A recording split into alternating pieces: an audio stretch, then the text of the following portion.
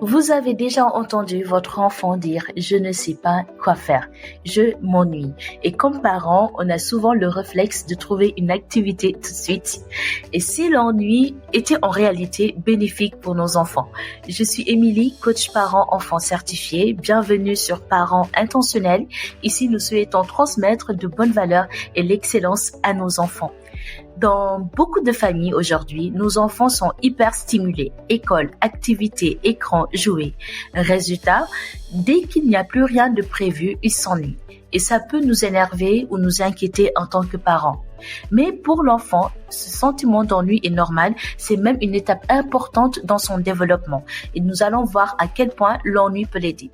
Donc, il faut comprendre le problème. L'ennui est souvent vu comme une perte de temps, mais c'est tout l'inverse. Donc, l'ennui, il stimule la créativité. L'enfant invente, imagine autant pour moi et crée des histoires. Il développe aussi son autonomie, donc l'enfant apprend à jouer seul, à prendre des décisions, à se débrouiller et il renforce aussi la confiance en soi parce que l'enfant se rend compte qu'il est capable de trouver des solutions par lui-même, il se rend compte qu'il est capable de créer ses propres jeux. Et en psychologie, on sait que dans ces moments de vide, c'est dans ces moments que l'enfant apprend à écouter son monde intérieur, son discours intérieur, son moi intérieur, ses envies et ses idées. Donc là, nous allons voir maintenant les erreurs à éviter. Il faut éviter vraiment le fait de vouloir toujours occuper son enfant. Remplir son temps à 100%, ce n'est pas la solution. Croire que s'ennuyer est une perte de temps, en réalité, c'est un temps d'apprentissage. L'erreur à éviter, intervenir trop vite. Laissez-les d'abord chercher, vous le laissez chercher par lui-même avant de proposer une activité. Donc, on lui demande, on le laisse se débrouiller, on peut chercher quelle activité il peut faire, quel jeu il peut inventer ou histoire avant d'intervenir en fait et lui faire des propositions. Donc, voici maintenant 4 clés pour transformer l'ennui en opportunité. Premièrement, ne te précipite pas. Quand ton enfant dit « je m'ennuie », aide-le à réfléchir. Donc, tu peux lui répondre « je comprends », tu vas trouver quelque chose à faire. Donc, deuxièmement, suggère des idées si besoin. Si besoin. Donc, une fois que tu lui as dit « je comprends », donc tu as accepté ce qu'il ressent et tu lui dis que je pense que tu vas trouver quelque chose à faire, tu vas trouver quelque chose à faire. Si vous voyez que, donc si tu vois que jusqu'à présent, il ne trouve pas, suggère-lui des idées si possible. Donc, propose une piste simple. Veux-tu dessiner, lire un livre, construire un train, ainsi de suite.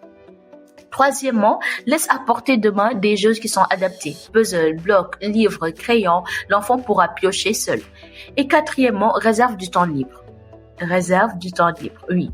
Évite de surcharger son horaire. Donc, un temps calme chaque jour aide l'enfant à s'habituer à gérer ses moments sans activité. Il est important que nos chers enfants, j'avoue qu'en jour de semaine, ça peut être difficile, mais aussi peu que ce soit quelques minutes, c'est important de les laisser se reposer sans activité. Ça peut être juste être en train de lire, mais si l'enfant s'ennuie, ce n'est pas du tout grave. Au contraire, c'est bénéfique pour lui.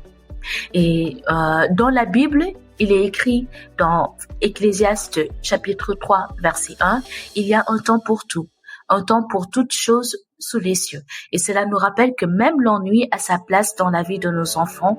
Dieu utilise aussi ces temps de silence pour façonner leur créativité, leur patience et leur autonomie. Alors, la prochaine fois que ton enfant dit « je m'ennuie », respire, ce n'est pas une mauvaise nouvelle, c'est l'occasion pour lui de développer son imagination, sa confiance et son autonomie. Et souviens-toi, l'ennui est un cadeau déguisé. Abonne-toi à Parents Intentionnels pour recevoir d'autres clés pratiques et bibliques pour élever tes enfants avec sagesse et intention et partage en commentaire comment ton enfant réagit-il quand il s'ennuie. Merci et à bientôt.